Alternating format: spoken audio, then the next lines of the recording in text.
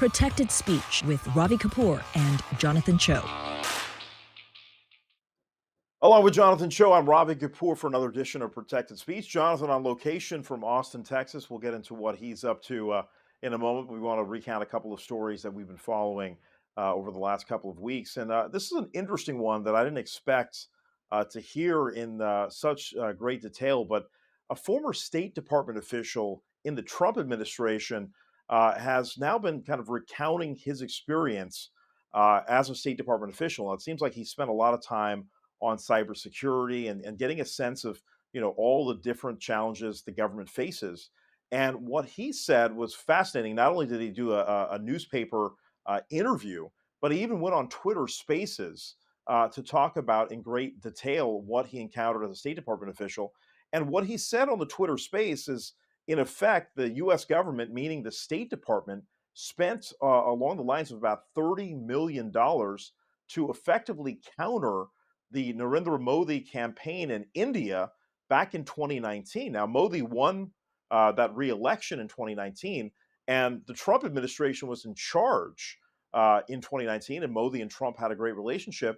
But what this gentleman named Mike Benz says is that the quote-unquote deep state, if you want to call it the deep state, if you want to call it, the entrenched officials within government, which there are a lot of bureaucrats that are there for decades, beyond the political appointees. What he's saying is that there were efforts made through social media primarily to have kind of anti-Modi or anti-BJP messaging during that election cycle to the tune of $30 million spent on platforms like Facebook. So, Jonathan, I mean, again, we've talked about all these different issues, the U.S.-India relationship, and we're going to have a guest on in a moment to talk more about that. But I'm fascinated about this, that the fact that State Department official basically went out and said, hey, Modi has been kind of in the crosshairs of the State Department. And it would be a big story anywhere else except here in the U.S., where no one in the mainstream media has picked up on this. So I think that's fascinating, especially during a time when the U.S. needs India more than India needs the U.S., especially since the U.S. is now trying to, cut ties with China and find new ways to manufacture, and essentially do life again. So it's fascinating, and I'm just wondering why, again, ultimately what the motive would be to undercut, allegedly, PM Modi. Right. And we'll play a clip here now in a moment so you can hear the full context. I remember very vividly in 2019 when the Atlantic Council was holding conferences about what to do about India and the problem of internet and communications freedom in India, because it was leading people to be Modi supporters, and Modi was perceived as a populist, a sort of part of a new non-aligned movement, a la the thorny role that India played in the side of the State Department and the national security state during portions of the Cold War. And you see this right now with the fact that Modi is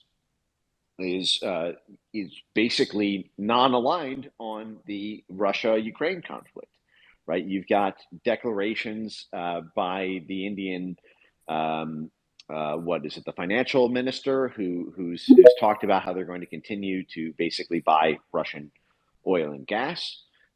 There's the purchasing of arms and other equipment, and India plays a very, very important role with respect to America's foreign policy vis-a-vis China, to let alone a dozen other issues, especially and also just our ability to control the political ecosystems of the South Pacific.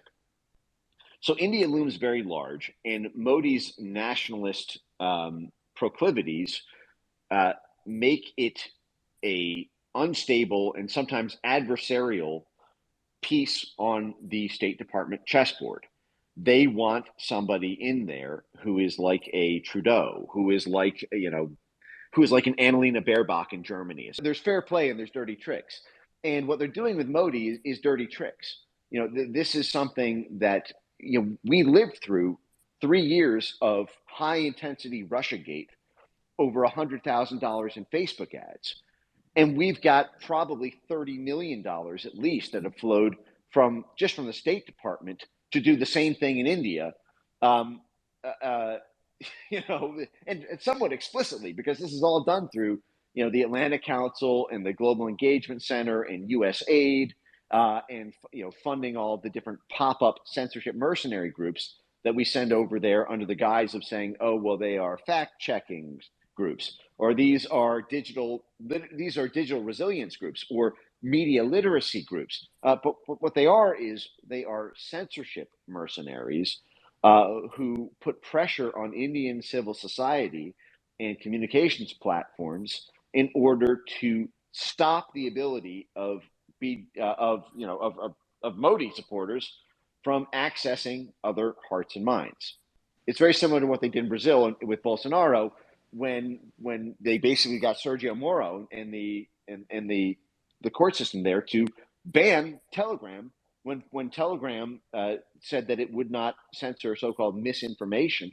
The High Court in Brazil actually made it, not only banned Telegram, but they put a criminal penalty for accessing Telegram and a $10,000 fine by VPN. Telegram had to crawl back to them and say, okay, fine, we'll censor misinformation, and we're granted access to operate in the country again. So they're trying to do that in India. There's a lot more tricks they can play, but I'll pause there. So we're going to try to get Mike Benz on to tell us more about this, and hopefully we'll get him on in the weeks to come. But I think it's really interesting going back to the Trump-Modi relationship. I mean, Jonathan and I were both there for Howdy Modi in Houston, and there was a large-scale protest that Jonathan showcased outside, showing there were a number of people that were not happy with Modi being present, were not happy with Trump being present. But inside, there were 50,000 people very happy to see these men link up and basically have a giant political rally in the middle of an election year. It didn't go according to plan for Trump, but Modi has maintained his popularity. His base is quite substantial here in the United States. And, from that, you still had bureaucrats with the Biden administration taking over that were upset at that Modi-Trump alliance. And I think that there is something to be said about why it took a while for the U.S.-India relationship to warm back up, because this is what I heard early on. You remember during the COVID period, India asked for supplies from the United States to help deal with COVID, and India, meanwhile, was manufacturing things for many other countries, but they had a shortfall in India, and there was a time that the United States was not quite responsive enough, and it took really some cajoling from the Indian American community to make some of those supplies available to India. So I think some of that has to do with that Modi dynamic with Trump, and now Biden is having a state dinner for Modi here in 2023. So there's a real evolution of the relationship. I wanted to point this out, and hopefully we'll get Benz on at some point to really deep dive on this. But I think it's a fascinating story, and you're right, Jonathan. No one is really covering it, and so that's why we wanted to bring it up. It's always these different layers. On top of the connection to Trump, I think what needs to be considered is I feel like the U.S. has never seen a leader like PM Modi. Essentially, his critics, here call him a strongman and Hindu nationalist, like that's a bad thing. But I honestly feel like Modi, couldn't be the U.S.'s lapdog. So I think Modi's the type to push back, and that's what happened. And when that happens, the forces from within ultimately want to undercut and discredit. So that's just my take. And we just got word that they're going to have, it looks like a 2-day event at least. One day with the White House, and I'm sure a private, glamorous event. But there's going to be a community event. It looks like the next day for the diaspora to come visit. And so I think this should be some kind of spectacle to watch to see how this. Biden about these allegations, right? Who is going to confront the U.S. officials? Where's the mainstream media on this? Where are the journalists confronting the U.S. officials on these allegations? Well, I think, Jonathan, unfortunately, you and I are not stationed in D.C. Otherwise, we would certainly be asking this of the White House press secretary. But, hopefully in the next couple of weeks, with all this stuff going down, we'll get some more clarity on this from the State Department themselves. Well, no question about it. All right, let's move forward now to talk about another contentious debate going on in California, and that's over the SB 403 caste discrimination bill. We've been covering this thing extensively. I mean, Jonathan was there in Seattle when Shama Sawant presented a bill that was passed in really record time, a caste discrimination bill passed Yeah, by that that was city. spam. That's why, because the council doesn't even know what they're voting on. It was virtue signaling by all the non-Indians. And a very similar bill has been proposed in California by Aisha Wahab, a relatively new state senator. She was elected in November, took office in January, and in March proposed this bill, which obviously caught a lot of folks off guard, especially that district that she represents in the Bay Area has a very large Indian American, very large Hindu American community. And this community, from all accounts that I've been hearing, a lot of Indian Americans, a lot of Hindu Americans voted for Wahab, and so the fact that almost immediately she turned around and did a bill, which many people will say was targeting this community, has been stunning. And so it's already passed the state Senate. It's going through the process. It went through the judiciary already. So it obviously, with the Democrats in control in California, has a very strong likelihood of getting passed. Well, in light of this, there is now a recall effort going on, yeah, to get Wahab removed. It's a 4-year term for Wahab, and she just basically took office. So it's kind of stunning this kind of effort would take place. Who's leading the recall? Well, I was just getting into that. So there are reports that the Republican Party is behind it, and there is a Republican candidate in that district, in District 17, the Silicon Valley congressional seat. Ritesh Tandon has run for Congress a couple of times against Congressman Ro Khanna. His name has come up, but I'm also hearing there's a lot of Democrats behind this initiative, and certainly a lot of Indian Americans and Hindu Americans, more specifically, that are behind this. And certainly the community's been riled up. We've been covering all these different hearings in Sacramento, at a Ro Khanna town hall in Milpitas, another Ro Khanna town hall in Sunnyvale. We've been true, why would Fremont. the Democrats turn on her? If the reports are true, why would the Democrats turn on her? Well, I don't think the Democrats are going to turn on her. I think you're going to have Indian American Democrats who voted for her that may turn on her. Right, But so I mean, this is a being distinction that needs to be made. It's the Indian American Democrats who are sick and tired of her agenda. right. There's a real pushback that's going on because there's a lot of Indian American Democrats who are thinking, why did I support this party if we're being targeted by the far left? And I think that's why we want to bring on Yogi Chugh now, who has been a longtime Democratic supporter, someone who has been very involved with Congressman Ro Khanna's campaign over the years and has befriended Ro, for more than a decade before he got into office. And Yogi, I appreciate you coming on. Yogi is from this district in question in the Fremont area, where you have Aisha Wahab, you have Ro Khanna representing this area in Congress, and he understands this dichotomy that the base is facing. And so, Yogi, let me start with this SB 403. Give us your thoughts on how this bill was implemented, or at least initiated, since it hasn't been officially passed yet. The players, Senator Wahab, Congressman Khanna has made some remarks about this bill to me, in fact, and during town halls. Give me your lay of the land as someone that's been really involved in kind of that U.S.-India relationship and Indian Americans get involved in politics. Well, that's a great question. I think the surprising thing was the element of surprise. It really came out very, very quickly. There were some murmurs that it was an ancestry bill of some sorts, but the bill that came before, when the press conference happened the next day, it had the reference of caste, it had the reference of South Asia, it had the reference of Dalits and Adivasis in a certain amount of words. I think what really was the issue was many people in the community didn't understand what was going on. And, anytime when there's an element of surprise, there's this question, what's the motivation? What's the intent? And then people start to pass judgment on all those that they believe are involved in this. And I think that's really what happened.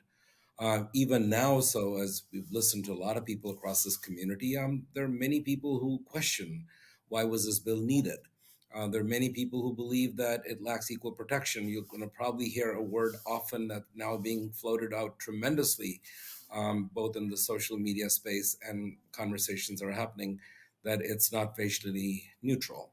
It also kind of feels to some people and many in the community that there's an opportunity for selective enforcement, there's racial profiling, and on top of that, there's potential outreach with the CRD, as was evidenced with the Cisco case with I believe Sundar Iyer and Ramana, who were, the case was dismissed against them with prejudice, and that only when sanctions were filed. So there's really been this uproar and a lack of understanding about why this was needed. I think people are still seeking answers. There have been conversations, more conversations are happening. The Senate Judiciary passed the Senate floor. It's now sitting in the Assembly Rules Committee, and I believe it's going to go to the Senate Judiciary Committee, date unknown. And I believe that's where the committee is now focused on, really understanding how can the concern be communicated. But I think the key thing here is, from my own conversations I've had in the community with many, many people from all walks of life, what I've heard is encouraging. We're against discrimination of any type. We're against caste discrimination. So there's this idea that if we're against caste discrimination, and there's already state law in California, which is even more stringent than federal, why a need for this? And that's really where the question comes along. And when there's a mystery and an aura of what's the motivation behind this, people come back with their own motivations, their own reasoning. And often enough, the rhetoric gets a little heated sometimes. We'll see where this goes. Yogi, we've had several thought leaders on this show, especially on this topic. And I want to get your take on this. Clearly, you have many Indian Americans who are Democrats, have voted Democrat, and now they're getting some buyer's remorse, it seems like, to the point where there's maybe even almost a civil war. What is this doing to the Indian American community right now, especially among Democrats? Well, I think the community is a very large community, broad spectrums, broad viewpoints. I believe that many people, and the ones that I talk to, and I talk to people within our own community sometimes, who support this issue and say this bill is necessary. Let's just acknowledge it, move on, and certainly look at the intent and the spirit by which this bill is being defended. But for the most part, I would characterize this as a bill that I think is a wedge issue for the moment. It is drawing a wall between communities. It is drawing a wedge between elected officials and those that believe that this issue is just not well thought through. The very basic question that I think is still unanswered in the minds of many is, how will this bill ensure that it doesn't create a situation in which there's selective enforcement? How will we ensure that there's no racial profiling? And how will we address the question about overreach? I mean, that's a good, valid point there, Yogi, because the reality is, I mean, we could change our names. We could claim our status is different, right? You can call yourself John Smith, and I could be, Michael Thompson, and we'll get judged based on kind of maybe looking different, right? And so I think this is the biggest challenge, and I think one of the big hurdles of this bill. It's not the intent per se of making sure that folks are not being discriminated against. So I agree. I haven't met one person that says, "Oh, we need to actively discriminate on the basis of caste." I don't know anyone like that. But I think one of the challenges you have is that about half of this population, this very large Indian American population, or broadly South Asian population, half the Indian Americans now are born and raised here. I mean, they're born here, and so when you're born here, especially someone of my generation and younger, the majority of us have really no context about what caste is, specifically when it comes to South Asia, right? Granted, I will say there are some families that are more affected by it because if their parents have felt discriminated against, they may think some of that has come over. But I think by and large, we're all minorities in this country. And so I think we have all likely faced some form of discrimination, but to pin it on caste is, I think, a challenge. And I think that's where, you have this dichotomy of first generation immigrants, you have the people that are born and raised here, and you have very real discrimination in this country. And yet, can you really ascribe it to caste, or can you ascribe it to race or color or your religion? I mean, there's any number of levels where you can get discriminated against. And I think all of us who have faced that kind of discrimination, probably the three of us on this screen, the reality is that, can you really level another charge in terms of discrimination? I think that's a really tough threshold to cross. It is a tough threshold to cross. And I'll tell you, one of the things I've seen in politics long enough, ballot measures and judicial decisions get passed on. And a lot of times the judiciary will make the political decisions and kick the can. It is not unoften heard of that many bills that have passed both houses and passed the Senate and the Assembly will then be facing a judicial review. And in the judicial review, the cases are dismissed. One of the biggest things that is always something to always be sensitive to, which is what I always advise those friends in politics, is that there are unintended consequences. It is equally important to understand the unintended consequences and to play them forward 5 years out, 10 years out. To your point, Ravi, a generation of people maybe look at this issue and are different, and there's this generation behind and a generation that will be coming after. How will this impact people on a daily basis? And that's really where the questions have not been answered. And I'm certainly looking to ask these very basic questions. How will we ensure that this bill is facially neutral, which in many ways defines a question about equal protection, right? Is just another term to explain how are you offered equal protection and the high barometer by which communities must be protected, right? The second question is how will we ensure that there is no selective enforcement? And how will we ensure that there is no profiling? Valid questions, right? If these questions are answered, I think you would find that more people will be willing to come back and say, well, let's address this, let's discuss this. Is there a way for us to address some commonality of a language so it doesn't seem like a certain segment of the community is picked on?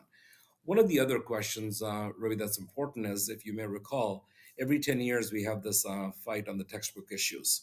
What I often hear from a lot of people is that, you know what, our faith of Hinduism, what is taught to the sixth grade children as a part of the social studies textbook, talks about Hinduism and codifies that caste is practiced.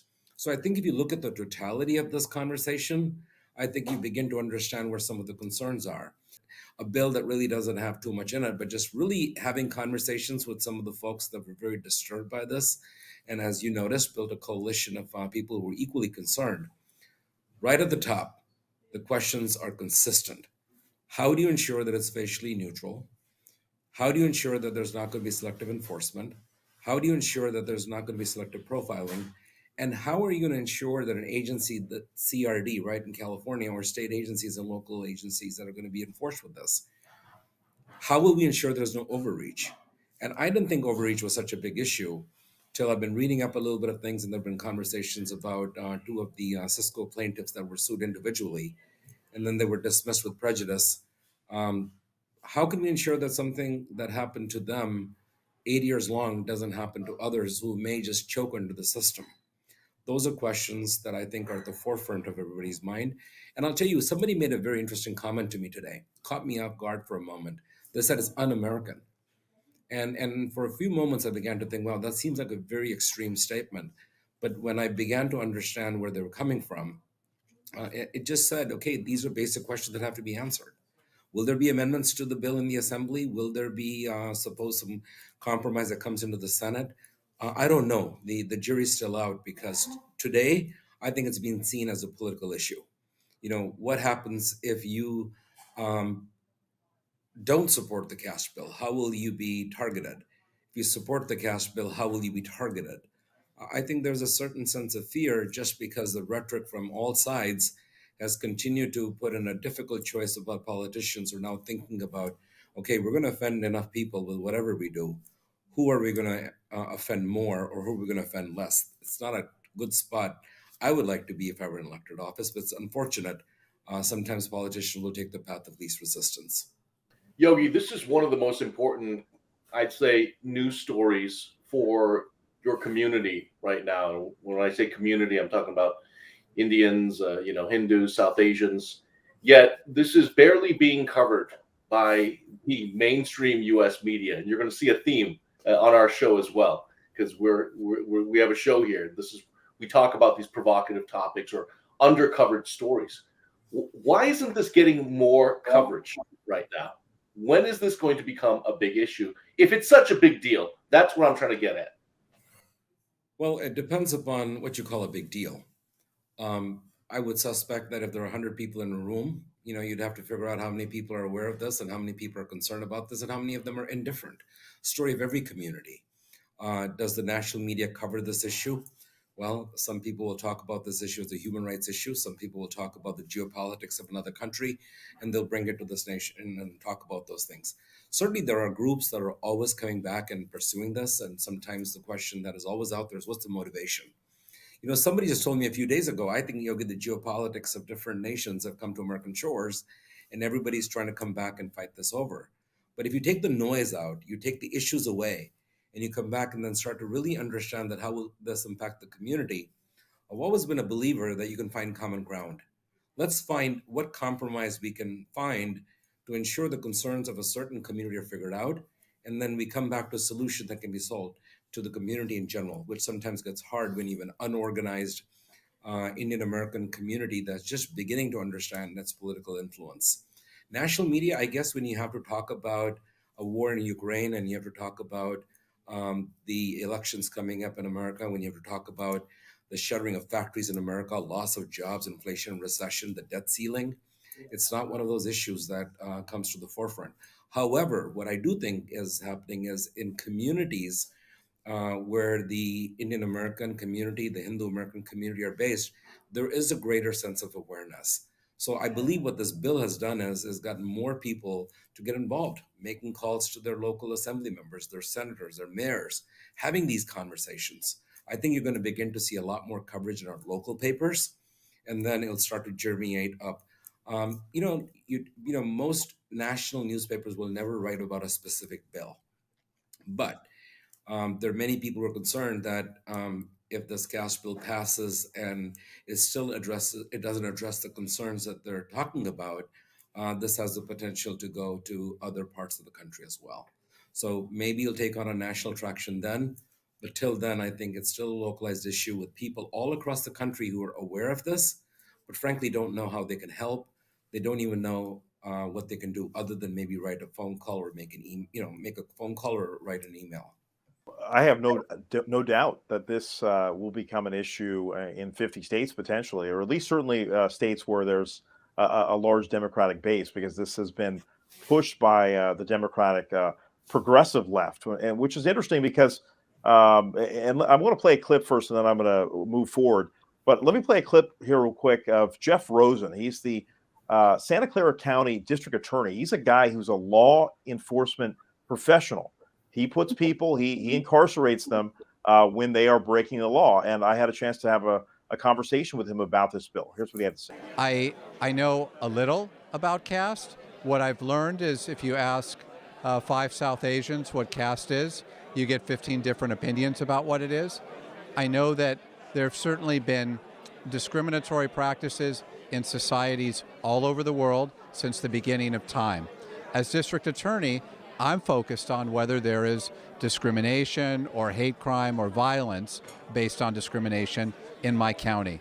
And while there have been hate crimes committed in our county, I'm not aware of anything related to caste and hate crimes or criminal violations. And so I just wonder if the bill is necessary. I'm also very concerned about anyone being stigmatized or any community being assumed to be racist because they look a certain way or come from a certain place. And so one of the concerns I certainly would have about a bill that talks about caste discrimination is it strikes me as discriminating against Indian Americans and making them suspect in some way that others are not. So Rosen thinks this bill is effectively unnecessary. The laws on the books are good enough to handle caste discrimination. So, Yogi, when you have these conversations, because I think many people who are astute think this is politically motivated, and I think part of the reason is because one of the forces behind SB 403 is Equality Labs, and we've covered Equality Labs extensively on this show and really on Diya TV, the network, and have had interviews with Tenmori Sundararajan talking about her stance. Many people find her to be anti-India and anti-Hindu as well. And so when you have Tenmori, not just in a public setting, doing a press conference with Aisha Wahab introducing the bill, but in a private setting on Twitter where they're having private brunches with other liberal elites, a lot of folks are rubbed the wrong way and think that this is very much politically motivated. How do you deal with that pushback? You mentioned a couple of names. They're entitled to their opinion. My only question to them will be, obviously, to any conversation, you've got to bring empirical data. And for every empirical data that somebody brings to the table, somebody's going to bring another set of empirical data that doesn't match. You got to learn to differentiate the noise and the intent. And really, every bill is presented with an intent. That's really how the bills are delivered. So if the intent of the bill is to come back and eradicate an issue, let's resolve that issue. But nowhere does it say that you have to come back and ensure, from whatever perspective, that it doesn't have to be facially neutral. So here's the conversation that I've always believed in. Certain people are more active, they're more organized, and certainly they've been able to articulate a message that anybody who opposes this bill is seen as somebody who is supporting caste discrimination or an upper caste who's trying to protect a fiefdom. It's wrong. And I believe that the community has been able to refine its message. I think the articulations become a little bit more clear. And I think the conversation that we're having about the fact that does it have, equal protection? Does it ensure that there will not be selective enforcement? And racial profiling, I think, are the right set of questions to ask. You can have any forces that are working against you, but I believe on the question of merit, you can then begin to isolate either the political resolve on behalf of an elected official or not. And really, I think what happens is there becomes a greater clarity on where people stand on the issues. Okay, Yogi. Well, look, really appreciate your assessment and analysis on this controversial topic, but we want to get some more insight now on Ro Khanna. Okay. So is he running for president or not? And are you going to be the chief of staff or not? Is that what you're positioning yourself for? Give us some insight. Ro is not running for president, for Christ's sake. He's a United States member of Congress right now. He came back and said he's not going to run for the Senate, right? He endorsed Barbara Lee for Senate.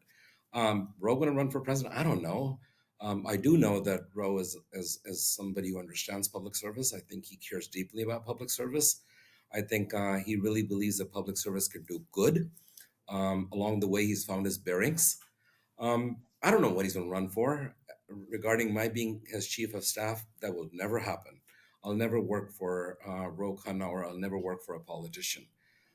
Because when I don't work for them, I can tell them and give them the perspective of my input, my advice. If I work for them, often enough you get caught in the trap where you're locked into a consensus, and often enough members of any elected office will have what's called that echo creep. They only hear what they want to hear. If I work for anybody, I'll never do it. That's why I've decided never to work for any elected official. I just want to build cordial relationships. I want to be able to talk to them. I want to be able to give them the sense of what the community is saying, clear the clutter, and give input and guidance on how a position on a certain issue will not be perceived well with the community. So in regards to Ro's aspirations, I do think, personally, I think he's one in a generation of our Indian American community who's aspiring for a political ascension in American politics. Where does it land? I don't know. I really don't. But is Ro the kind of person who's going to keep all his options open? I would think that most political candidates with an ambition aspire for some higher office of some sort, but you never build a timeline. Well, Yogi, we've been playing a clip here of Ro's latest campaign ad, which very much looks like a kind of a presidential campaign ad that he released on Twitter. So I love your comments, but I mean, for those of us who are also listening to the tea leaves, and he told me, I interviewed him a few months ago. I've interviewed him multiple times this year. He said he's not running in 2024. So I will buy that he's not running in 2024, short of something really changing on the Democratic side of the ledger. But 2028, I think it's pretty clear that that's on the docket. That's just my personal analysis. But let me get your take, Yogi, beyond Ro. And I know we can talk about Ro Khanna all day, and I know you're very close friends with him. The U.S.-India relationship, when I was growing up, and certainly when you were growing up, we still are micro minorities, but we really were like just specks of dust in this kind of landscape of America, right? Just a handful of Indian families. Nobody was engaged politically. Just a handful of people really got to that level. But I know you've been hanging out with that circle, the folks that are the bundlers. I mean, the guys who have you have access to deep pockets if they don't have the deep pockets themselves, that fundraise at the highest level, that get access to President Biden and Vice President Harris, that They do all these events around the country. So give us some of that insight of what you've seen over the years, because I know you've been involved. You know all these players. I saw you at the U.S. India Summit that was held by the Congressional India Caucus. That was the first of its kind of event. And the following day, FIDS, the Federation for Indian American Diaspora Studies, they had an event the following day. So you really had like 2 days of Indian Americans on Capitol Hill, and some of them in a lobbying capacity. Tell us about that evolution of the community engaging in Washington and politics more generally. Great question, Ravi. We could talk about this all day long, but I'm going to make this a very quick summary. Right from the time when Joy Cherian was the first appointment made by President Reagan to the EEOC Commission, that was, my God, we felt our community had arrived to get appointment as an equal opportunity commissioner. Huge news for us at that time. And then all of the time we're dealing with this entire issue. And when we came as immigrants to this country, when I came here in 1985, the big issue was India, Kashmir, Pakistan, and India wanting a Security Council seat. The entire conversation led towards that. Still remember the time when Jesse Helms, the senator from North Carolina, was unabashedly, unapologetic an India basher. Working with him, educating him, the likes of Swadesh Chatterjee, Ramesh Kapoor, and many of the stalwarts of the Indian American Forum for Political Education. You know, Ravi and Jonathan, I remember the time when Neil Dillon, Ram Upaluri, Peter Matthews, and Kumar Barve were sitting in a hotel at one of the NFI conventions talking about the political hope that one day we're going to have members of Congress in the United States. Just imagine those conversations, aspirational at best, right? This whole idea about a community and just really having these days on the Hill. And really those topics were very different, and reminding everybody that the topic we were talking about at that time was India having a seat at the Security Council in the United Nations. That was really the gist of what our political aspirations were at that time. But always hoping that we would have some political elected offices that we would win. And I still remember vividly, there was this internship program by the India Abroad Center for Political Awareness, if you may remember, Ravi. And that, subsequent to the death of the editor was running India Abroad at that time, became the Washington Leadership Program, of which many alumni are now chief of staffs and working on the Hill and working as staffers, and including the White House as well. So this community came of age. The U.S. nuclear deal, I still remember those vivid conversations we'd be having in the White House. Literally, they would convene the community, and there were just about 50 odd people that would come in that room. And then began this conversation about, I believe, Bill Clinton, who really began to take the Indian American community very seriously. And there were about 20 people across the country who would write checks. Began this journey of Terry McAuliffe, as you may remember, was governor of Maryland for a few terms, but he was really the guy who began to understand how politics needs to work. And on the Republican side, you know, we had a few people as well. We didn't want to focus on Democrats only. You may recall Zach Zachariah out of Florida, who did the first event for George Bush in his home. So this conversation about our community, I think, has come of age, and the U.S. nuclear deal was where it etched how American politics is going to work. But Ravi, I think something happened during that process. We took that win as of a coming of age, but an entire immigrant community began to take comfort in the fact that, you know, the preservation of wealth and the building of wealth and securing a future for our children was all that we needed to do. So we excelled in medicine, we excelled in business, we excelled in tech. But in the process, we never paid attention to the forces that were growing up in this community that were resenting our success. Come forward, now you look back at 5 members of Congress, you look at statewide offices, you look at city after city, where we're winning mayors and councils, we're now winning election commissioners. But this didn't happen easily. It came on the backs of the sacrifices of a lot of people who gave their heart and soul to getting the community a voice when it was very difficult to get a voice. A lot of doors used to shut on us. But today, I think we're getting better at this, and a new generation of political activists are rising. And that is what I think our community will excel at, because people will never take politics for granted anymore. Well, Yogi, that's why we wanted to bring you on. Obviously, we have a lot more to get into with you, but we do want to get into some other topics because Jonathan is on location and is going to break down some of the stuff that he's been reporting. But we really appreciate your time. Yogi Chugh, a longtime political activist. He's in the middle of things in Silicon Valley between Aisha Wahab and Ro Khanna and all these different contentious stories that we've been covering. He's seen it, and we will tap into your expertise. Appreciate the time, Yogi. Thanks very much. Thank you very much, Ravi. Jonathan, thank you. Thanks again, Yogi.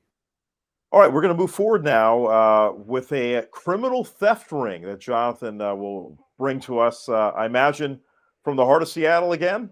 I want to say only in Seattle, but this is, just a West Coast phenomenon, whether it's Seattle, Portland, San Francisco, Los Angeles, but especially something in the water in Seattle and Portland, especially. San Francisco as well, but man, we have seen a record number of these brazen smash and grabs in the Seattle area. And, I had the chance this past week to, launch an exclusive story I spent weeks working on, just collecting surveillance videos and talking to business owners, these small mom and pop shops that, are barely getting by, still recovering from COVID. One of the owners, the patriarch, Mike Dunn of Dunn Lumber, pretty much broke it down for me and said, the vast majority of the people coming in to steal are either homeless, part of a theft ring, or get this, the theft ring is now exploiting and using homeless people to steal on their behalf. And that just blew my mind. I mean, it was kind of like the worst kept secret in the city, but the fact that now, on top of being preyed upon by drug dealers and sex traffickers and so on and so forth, the homeless now being used to steal on behalf of criminal theft rings. I mean, how much lower can you go? So that's the story I'm working on. Well, I'll tell you what, I would love to say this is only a Seattle story, but this is going on in San Francisco. I'm sure this is going on in many cities around the nation. So it's not just a Seattle story, but yes, the criminal theft rings are real. And, under the COVID protocols, right? A lot of people, I was just having a conversation with someone just today about, before COVID, if you had a ski mask on walking into a 7-Eleven, in all likelihood, that guy or gal might be intending to rob you. But under COVID, you put a mask on and you just go ahead and the world has changed. It's terrible for retailers. It's just absolutely it has terrible. changed, but at the same time, you do have some stores now post COVID saying, "Look, no more masks. Don't come in the store. We don't want your business." So again, these are these private mom and pops. They're like, for that very reason, Robbie, they don't want to deal with that risk. And there are still these criminals going in with these surgical masks, faces covered, wearing, skull caps for that very reason. And that's to, boost items or, rob the store blind and simply walk out knowing there's going to be very little repercussions. And we do want to get into another topic here, another unfortunate situation involving AAPI hate presented by the California State Library.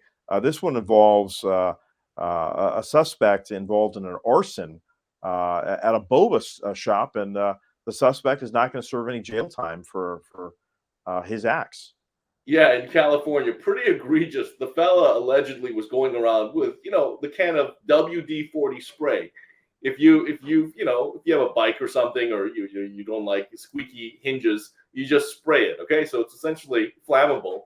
The guy was allegedly going around with some type of accelerant and the WD-40 and using it essentially as a mini blowtorch, and was burning the hair off Asian people in the shop. So this fella could have done some serious damage, and clearly he was targeting Asians. So I mean, the fact that he doesn't do any jail time, I don't know what to tell you. Well, I mean, these are the challenges that all of these district attorneys face, right? Because this is part of the reason why we had a recall in San Francisco, where there was a lot of criminal offenses, or at least folks that were suspects in such cases that were just let off the hook, and it incensed the community. And that's why Chesa Boudin got replaced. And I think that's another political topic that we're going to have to monitor. Hey, Are we Kapur, going I to have know you stronger really value enforcement? your hair. Imagine if this happened to you or a friend or a loved one, and this person did no jail time, even though there was video evidence of this happening. In fact, one of the victims posted this encounter on social media and said, "Hey, I'm okay," and so on and so forth. No one was seriously injured, but how would you feel if you were a victim and the perpetrator didn't do any jail time, no consequences? How do Well, we I get? mean, Jonathan, I think we've been hitting on this for a while, and even talking to folks that could be from different political persuasions. I talked to liberals and conservatives. The public safety debate is going to be front and center in 2024, and I think it's going to have national implications. It's going to have local implications, and we're going to see what kind of society we want. Because I'll tell you what, as we're both children of immigrants, most of us came from societies where public safety was lacking, and they wanted to come to a country where they wanted some stronger Law and order. protections and they Law want and freedom. order. And so I think this is the great debate where there's a lot of folks that have been incarcerated for the wrong reasons, and at the same time, what's the balance between public safety, and that's it's going to be a huge debate in 2024, and I think it's why we want to bring it up, because I think this is going to something that we should continue to monitor. Well, for Jonathan Choe, I'm Ravi Kapur. That's been Protected Speech. We'll see you again next time.